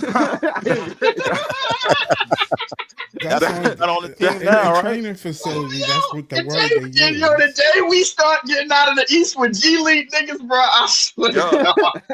I will personally beat Ice, bro. I will dap from the shoulders, bro. Listen, like, no, bro, hold we on. did it. Listen, hold on. Let's shout out to Jordy Fernandez. He said, I want a player with grit, aka courage and resolve, strength of character. You didn't have to look that shit up. Can I finish? Can I finish my soliloquy? Keon Johnson. Can I finish my soliloquy? You want to draft another Keon Johnson? Can I finish my soliloquy? Thank you. Again, he said he wants somebody with grit, somebody with courage and resolve like in the fourth quarter, know what to do, strength of character, somebody, and they say this in the documentary that they building a franchise on this next player that we drafted. So yeah, they're gonna say grit. It makes sense that he say grit. He don't speak all the way good English, and he know the word grit because he's a good coach. He speaks the coach language, and he said he want to play with grit. And when he said that, he meant courage and resolve, strength and character. Why y'all mad at that? Breezy, you putting too much faith into what he said, bro. No, he said the I'm wrong not. goddamn. You putting way too much faith into what he said. Go ahead, Ice. What you gonna say, Ice? Breezy said that we're building he said we're building a franchise around this next guy. So is that telling something that we missed? So what? Cam Thomas ain't got no grit? Yeah, no. That's what you saying? I'm sorry. That's what he said. So what are you trying to say with that remark? Bro, what you mean? I'm saying that he's saying that this got something to do with the draft, and guess what? They drafted Cam Thomas, and they won on that draft. You can't tell me that the Brooklyn Nets drafted Cam Thomas. The people who drafted Cam Thomas is not in this. Listen, Kevin Durant drafted Cam Thomas. Stop telling people that the front office drafted that nigga. They didn't do that. Y'all missing up. What I'm trying to. Hold on, but what I'm trying to get Don't to take that away from the Peterson. fact that Peterson Kessler Edwards got drafted on this team. He not here. DDJ got drafted on this team. He not here. He one of the last Mohicans. So again, at the end of the day, y'all making it seem like being on one team for 4 or 5 years, y'all just scoff at it. He been here for 4. He going in his 5th season. I say he gonna be the leader on the number 1 option, regardless of who we draft. And y'all, he been here for 4 or 5 years, and the front office has been wasting his time, bro. They have been flip-flopping him around. They made him sit behind this dude, and now they gotta pay him. Made that mistake. They fired the coaches that made that mistake, man. Yeah, they fired all of them. How many of them niggas was it? Like 3, 4? God damn. I think 5 total. Cam Thomas lasted longer than the coaches, man. I think 5 or 6 coaching staff members. How can he not, man? They ain't want to trade the nigga. Yeah, the organization was in. How can he not? Nigga, Kobe White did the same shit in Chicago. What we doing? Well, you gotta know start what niggas is somewhere. wasting niggas' time. And I think grit is a good word. With Cam Thomas, grit ain't no good word. Stop telling us. That's why they got the coaches out of there, because they ain't know what to do with Cam Thomas. Right. And they still don't know what to do with Cam Thomas. Nah, yes they do. No, they don't. No, they don't. No, they don't. No, they don't. Because if they did, we would have had a winning team by now, bro. They still don't know what the fuck to do to Cam Thomas. Bro, I don't trust these niggas, and you shouldn't either. Bro, listen, what I'm saying is, regardless of how much I'm a big fan of Cam Thomas, the truth is that he's not more important in these next 2 drafts for the franchise. That's a fact. So at the end of the day, as a fan, I gotta respect that, bro. That's just what it is from my perspective. Now, you could disagree with it if you want, but at the end of the day, I just think they had to sit down. And there's an understanding. Why would I disagree with some shit that I've been trying to tell you for months? Bro, I'm not, bro. I know what I'm saying, bro. I know what I'm saying. And what I'm trying to say is y'all wanted to harp on how it was a bad thing that Jordy said grit. I'm saying no, it wasn't. Grit is a good thing. word. You want that character in a player that you fit in the draft. You need strength of character. Y'all want him to be a perfect. He's a I better want a coach fucking winner. No, he's a better coach than he is a media guy. You know, maybe he don't know how to say the right thing in front of the camera, but I bet you he's a better coach. You know, some guys don't know how to do everything. You know, this guy, he can play baseball, but he can't play basketball. So it just is what it is. So what you're saying is Michael Jordan didn't have courage and resolve? Of course he did. Nigga, he had way more talent, nigga, than he had grit, nigga. Well, there's a lot of talent. He didn't have grit, bro. He was getting beat talent. up by Detroit, bro. He had courage to face Detroit Pistons. He had strength. So, bro, we found that out later. Nigga, check it out though. Bro, if I said what made Jordan great, you would name 100 things that he did on the court before you said great. No, you do it. No, let me for Gary do it. No, y'all do it. Y'all talking about fuck out of here. Look at his mother. You do it. Name 100 things before grit. I dare you. I fucking dare you. Go ahead. You damn me. Go ahead, Gary. He had will. He had determination. Will is not grit. Determination not grit. Oh, will ain't grit. That's a synonym. 48-inch verdict. No, it ain't. 48-inch verdict. No, strength of character means a lot. Smooth jump shot. Strength of character explosive. means a lot. Right? Mid-range jump shot, lethal. Right? Could go left, could go right. The greatest athlete ever. Wait a minute. Could guard multiple positions. I can go on and on and on and on. There's a lot of talent. There's talent. You can find talent. Y'all name about 30 things, bro. It's athletic ability exceeds great. Let me ask you a question, Scott. Exceeds it. Deion Johnson. Deion Johnson got He has a lot of talent. Ben Simmons didn't have no grit. That's an example. He has. That's Ben a good Simmons. example. I gave you somebody who had grit. Tony Allen had grit, nigga. That's what we want to draft. Tony Allen. No. But he had. That's a championship element. That's a championship element. Shout out to Ben Simmons, but that's a championship element, bro. No, I love Tony Allen. Breezy, can I define for you what I was talking about though? Like, I think you misunderstand. Grit could be applied across the board. I pull up the definition for you so we can all understand. I understand it now. I saw the definition, but what I was expecting him to say is we have to get length. We have to get more athletic. We need players like what players is in what does the Nets team look like? He's not going to show you his hand. He's a magician. I want to play up and down. I need a floor general to be able to quarterback this thing. Bro, he not going to show you his hand on TV, bro. He built like that. What he's going to do? You want to tell? You want him to tell him his whole move? Like, stop it, bro. What kind of? This is marketing. Bro, that don't make no type of sense. No. Yes, it does. You're not supposed to tell the whole world his whole. No, this is not your game plan. Like teams, you don't tell. You think teams don't think you know? You think teams don't know how you play? You don't think? Bro, teams you're not know? supposed to tell teams what you fit in the do. Then what's the problem? What do you mean? If what's everybody the problem? know, then what's the problem? You're your opponents are gonna know what you are by looking at you. You have to decide internally how you want to play. And he knows like that. what kind of team do you want to build? Are you building the Detroit Pistons or are you for your building number one pick?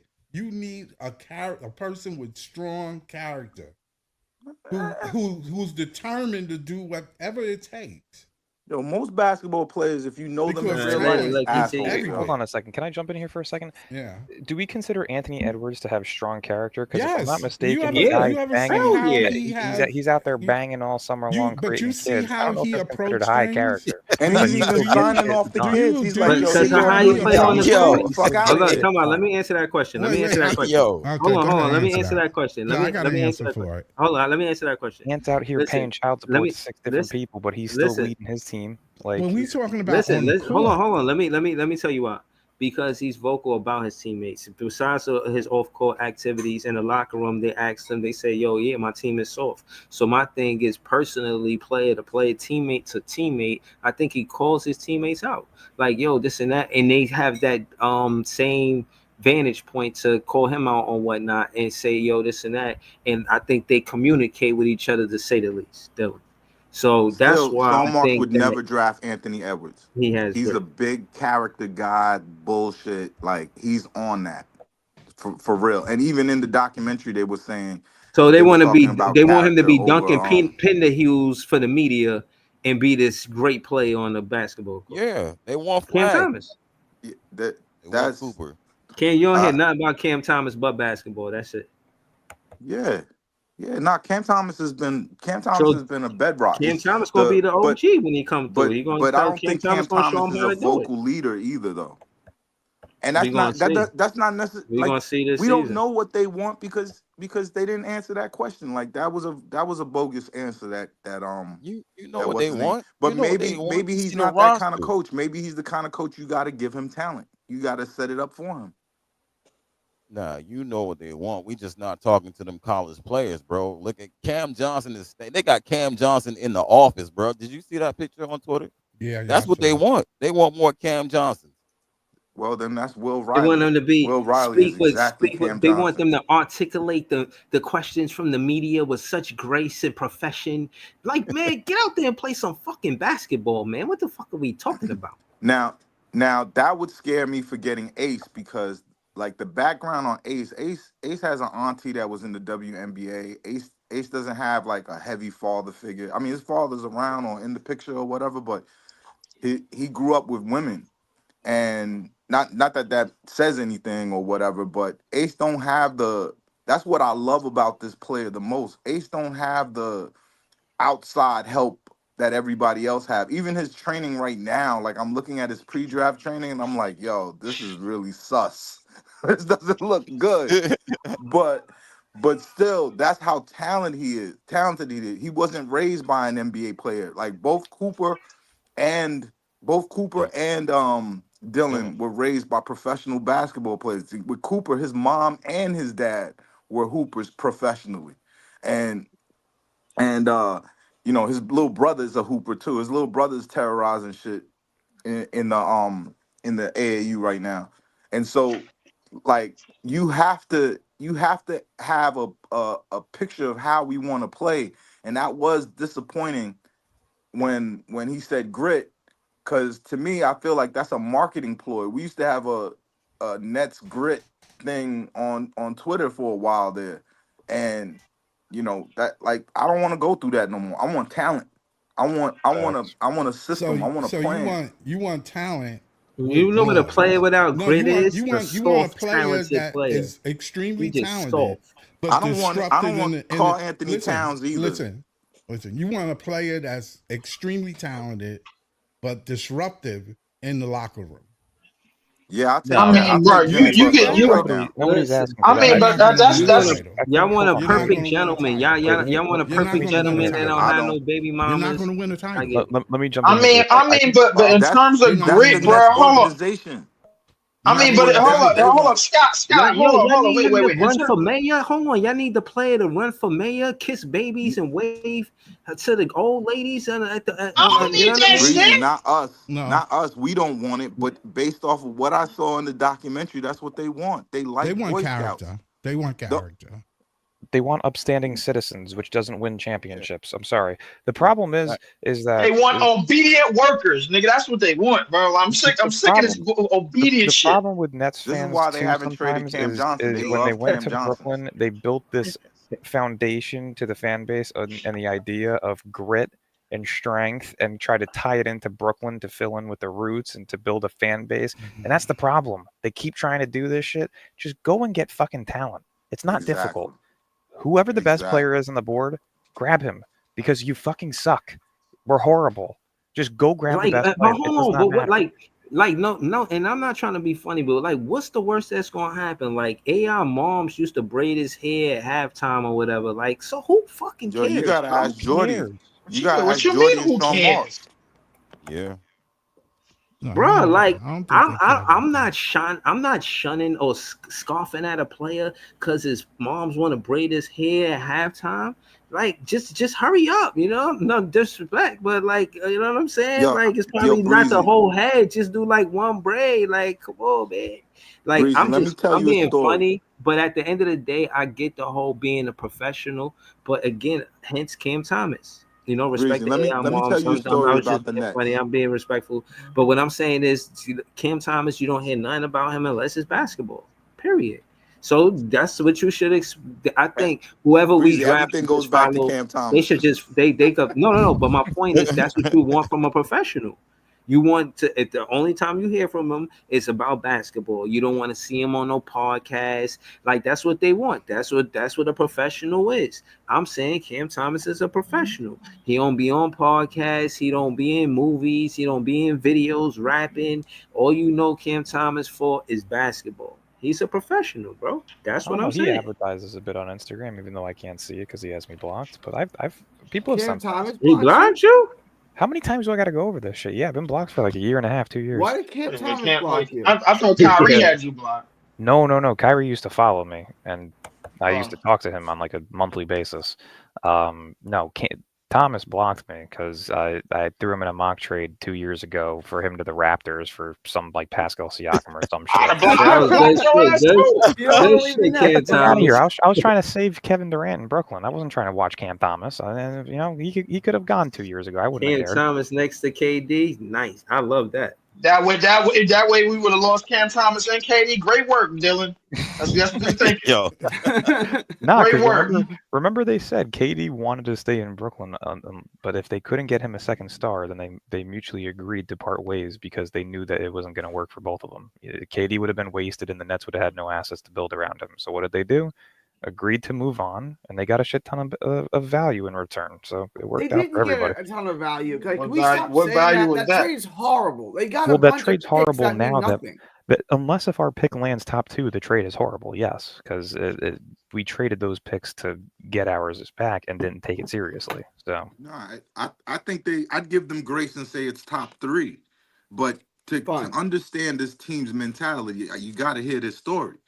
Back when they first got KD, the very first year, before we made the Harden trade, they had an opportunity to get what's his name from Orlando that's in Denver now. I used to talk about him all the time, about Aaron Gordon. Aaron Gordon was a player that I was like, yo, if we get him and put him at the power forward, we could win some games. We could change this team. That's the what top 5 pick, right? He got drafted number 5? No. He was drafted number 5, but he had been in the league, and Orlando wanted to get rid of him. Right. Yeah, I remember that. I remember. Orlando got rid of him for nothing, basically, to Denver. And I was saying like the Nets should get him, but Sean Marks, that's when I had a little link up on the Nets team, and he told me straight up, he's like, yo, Aaron Gordon got a rap video. He got attitude. He's not a net. He's not like a net. And I was like, what the fuck are you talking about? Y'all need size and athleticism. He'd be perfect. He'd be perfect to finish the team. Put him next to KD. And they were like, nah, he got too much off the court activities going on. I was like, what? That's the feeling of the team? I spazzed. And I burnt that relationship. I know you spazzed. Yo, listen, because now we're watching. Yeah, that shit hurt my net fan soul, man. I ain't gonna lie to you, PT. Yo, Pete, I don't. My thing is that's the whole thing. Stop trying to focus on what they doing off the court. Let them live their lives. Like, I could care, long as they not hurting nobody. They don't have to be a role model or upstanding citizen where they, you know what I mean, making sure on their day off they somewhere I don't know, like just doing some professional, this part of the job shit. And again, not only Cam Thomas, it be Nick Claxton, he be doing shit, Day'Ron Sharpe, they be having foundations for basketball. Yeah, that stuff is cool, but at the end of the day, you should be building your team on what they provide on the basketball. You know what? I just got an idea. Program could be improved. That anybody you get and you bring them into your program, that you're going to improve them, that your program is going to make it where they can flourish. And you know what, PT? I just got this idea in my head, bro, based off of everything that you just said. We getting Cooper Flag tomorrow. Fuck this, bro. Like, well, I don't even know why we having this conversation, bro. Let's go. I'm like, bro, it is clear cut, bro. Like, they want a character guy, bro. They don't want a guy to spend like, bro, this motherfucker.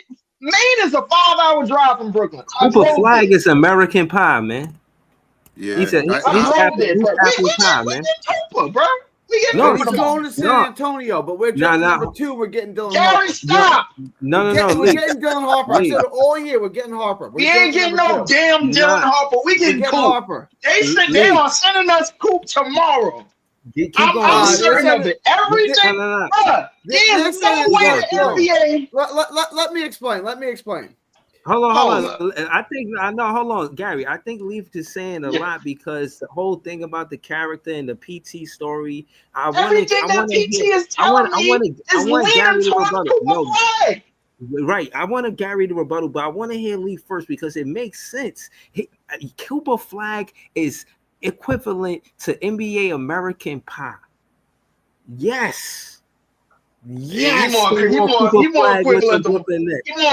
to Wonder Bread to me, bro. Like, but listen, that's another story. But listen, I ain't gonna lie to you, bro. Like everything that PT told me, bro, is 100% valid.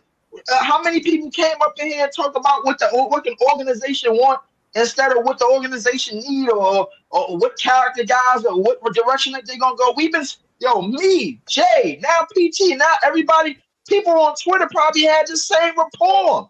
We are getting Cooper Flag tomorrow, man. Fuck the bullshit. I don't want to hear nobody bitching. I don't want to hear nobody complaining. I don't want to hear Gary about the stars. I don't want to hear Dylan. We are getting Cooper Flag tomorrow. Guaranteed. Gary, we may have to cancel our show and watch Leafs because the crash out may be generational. Go ahead, Gary. Go ahead. We're gonna have to give him the hotline tomorrow because he. Leave. You want to come on out with us tomorrow? No, we leave. Tomorrow, Gary, that's not a rebuttal. You agree? Tomorrow,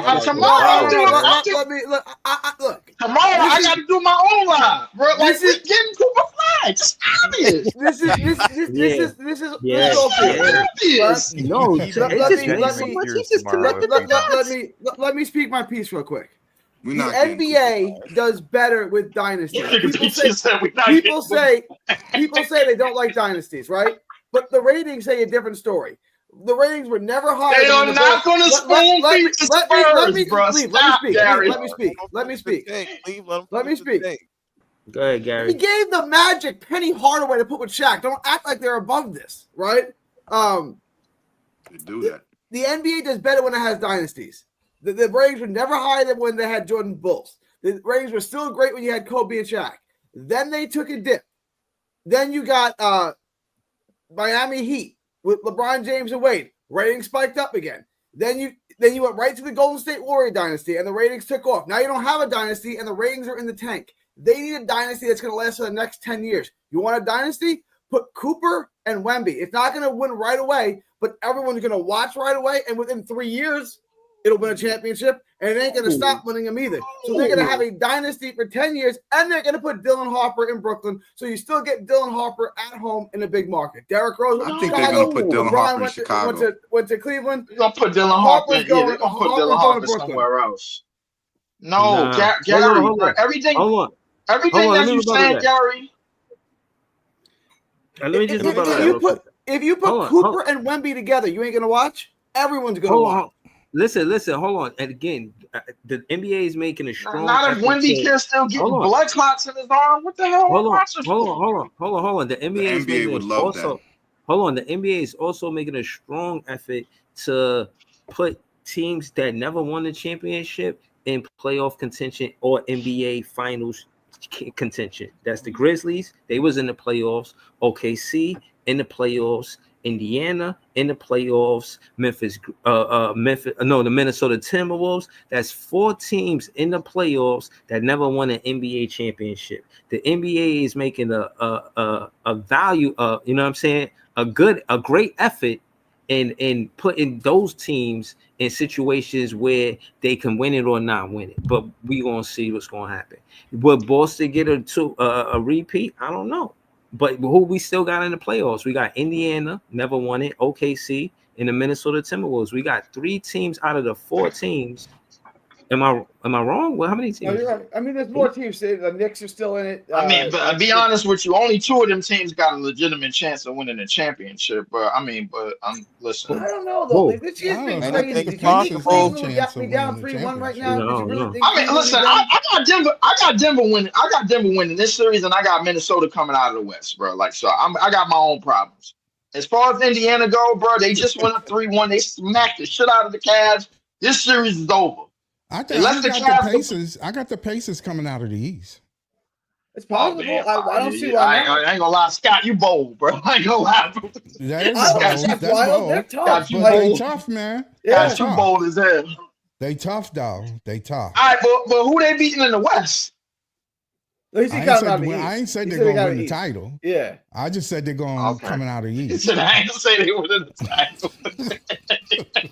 We're getting Dylan Harper. Don't you guys worry about it. We're getting Dylan Harper. Ain't getting no damn Dylan Harper, bro. Based on everything that PT done told me, based on all of these stories and all the improv of the insider workings of the organization. Damn, listen. I understand, bro, Gary, what you said about the Spurs, bro.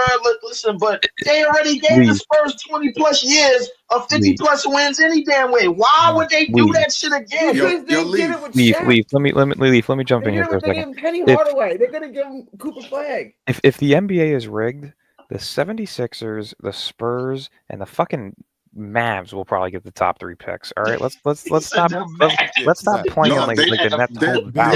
They're beefing with. They're beefing with. They beefing with the Mavs. They want Morey. They want Morey because Morey just like, I don't know why everybody got to be fake about this tanking thing. I'm just doing it. The league office doesn't love Morey.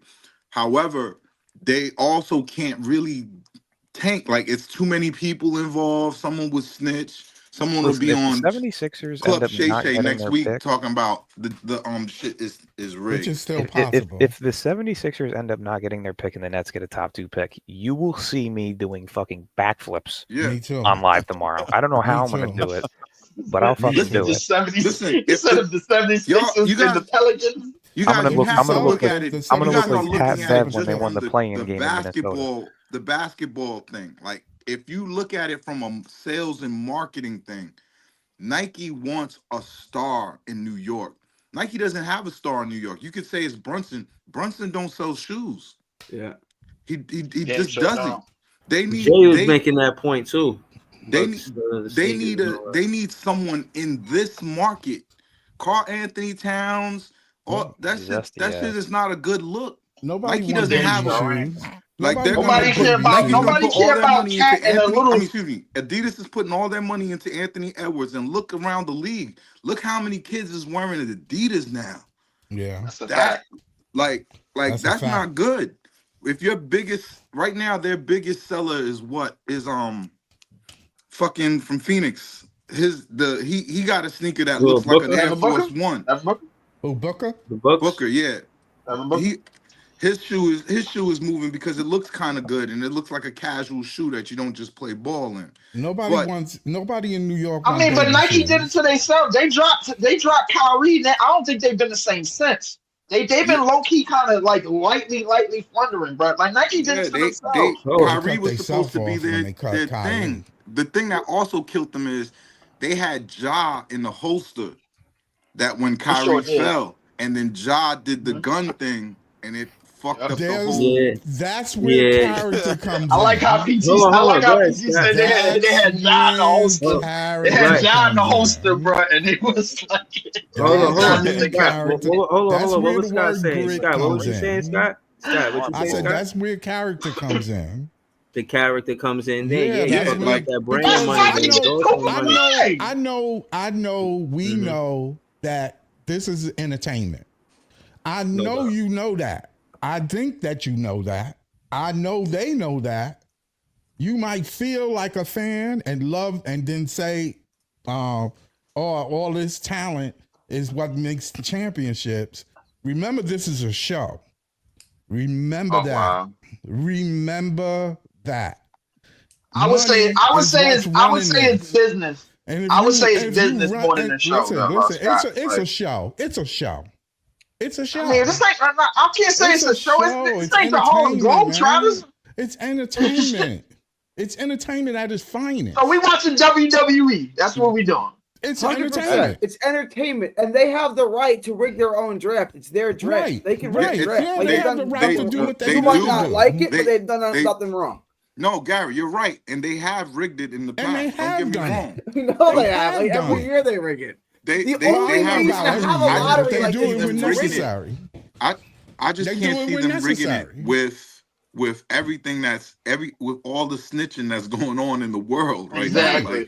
Like All everybody the want to ratting that's go on a going on. podcast. Everybody want to go talk, and so it would be really hard to carry out that conspiracy, But they can.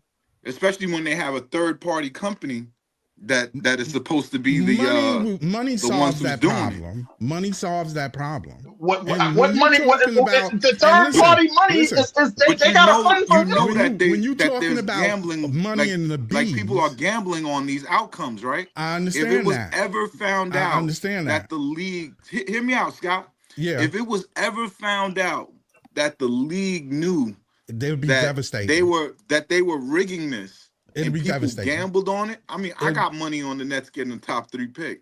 Right. Because if it's gonna go wrong, let it go all What the you're way saying wrong. is you just fucked us. But, Thanks. but You know what I'm saying? Thanks, man. Let me be mad about losing money. check this Let me out. be I mad bet about on how Philly to bad get the number team one is. so I Let can me get be mad so about they Sean can. Marks. Next Let me be episode mad on Check this Dragon out. Ball Let Z me- is parlays Let me fucking really up kick the it to NBA. you. Parthon, let me really kick Yeah. it to you. Marketing, Yeah, there you go. I can, even if you catch me with my pants down, I can market it. I'm not gonna I catch can you with your market- pants down. Never. No, well, These I'm sorry. analogies tonight That's a bad way of saying that. Out of hand.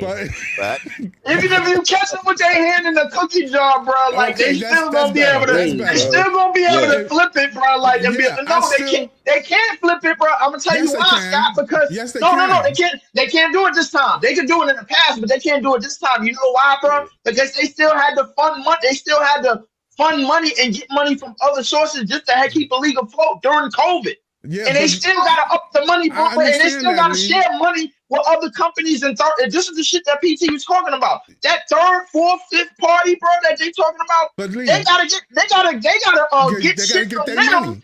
Right. Yeah, but no. They have to get sometimes in need, they have to get stuff from them, buy in and be like, hey, thanks for doing this favor for us, bro. We owe you next time. We're gonna pay you back soundly, bro, after this year. Da da da da da da da. They can't afford to rig this draft, bro, They because can it's afford way. it. No, That's they what I'm saying. can't. I'm not They saying can't they afford will. I'm saying they can afford it. They can cannot. afford it. No, They can't. cannot. They can. They can't. Scott, They can't. They afford can't do it.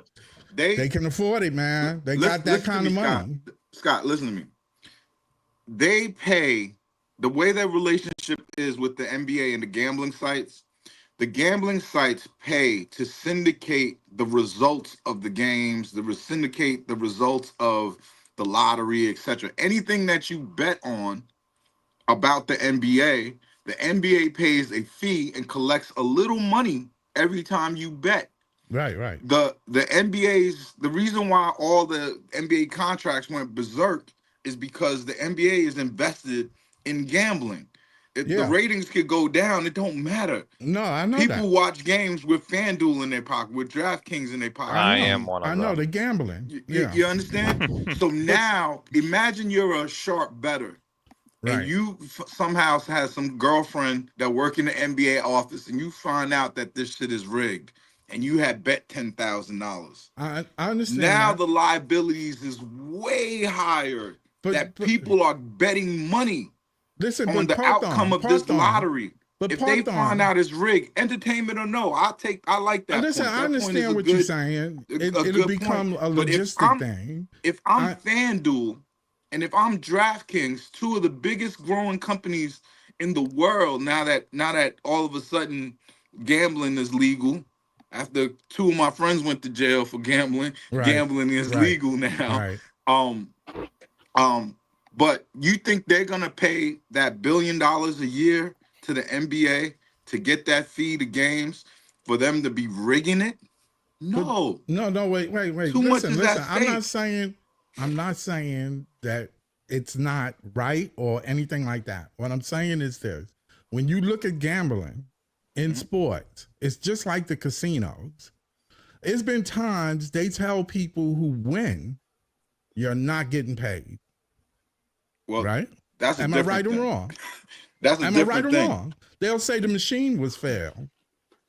I've heard stories like that. They do that often. But what logistically, the shoes on the other foot though. It's too the big shoes to on the other fail. foot. It's like someone sent you. It's like someone sent you poker machines, and you knew the poker machine had a flaw in it.